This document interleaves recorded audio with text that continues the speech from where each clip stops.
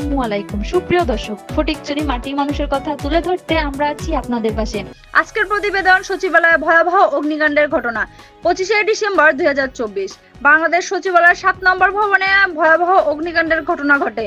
রাত 1:52 আগুনের সূত্রপাত হয়।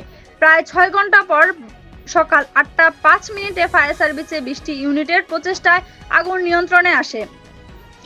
এই ভবনে অনেক গুরুত্বপূর্ণ মন্ত্রণালয় এবং দপ্তর অবস্থিত, যার মধ্যে ডাক, টেলিযোগাযোগ ও তথ্য প্রযুক্তি মন্ত্রণালয়, অর্থ মন্ত্রণালয়, অভ্যন্তরীণ সম্পদ বিভাগ, স্থানীয় সরকার মন্ত্রণালয় সহ অনেক মন্ত্রণালয় রয়েছে। দুর্ভাগ্যবশত ফায়ার সার্ভিসের একজন কর্মী সুহানুর জামান নয়ন উদ্ধার কাজের সময় ট্রাকের ধাক্কায় নিহত। এর সাথে ফায়ার সার্ভিসের মহাপরিচালক ব্রিগেডিয়ার জেনারেল জাহেদ কামাল জানিয়েছেন, আগুনের কারণ এখনো নিশ্চিত নয়, তবে শর্ট সার্কিটের কারণে আগুন লাগতে পারে বলে ধারণা করা হচ্ছে।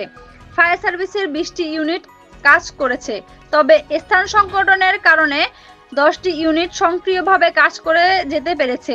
এখনো উদ্ধার কাজ চলমান রয়েছে। ঘটনা তদন্তের জন্য একটি উচ্চ ক্ষমতাসম্পন্ন কমিটি গঠন করা হয়েছে।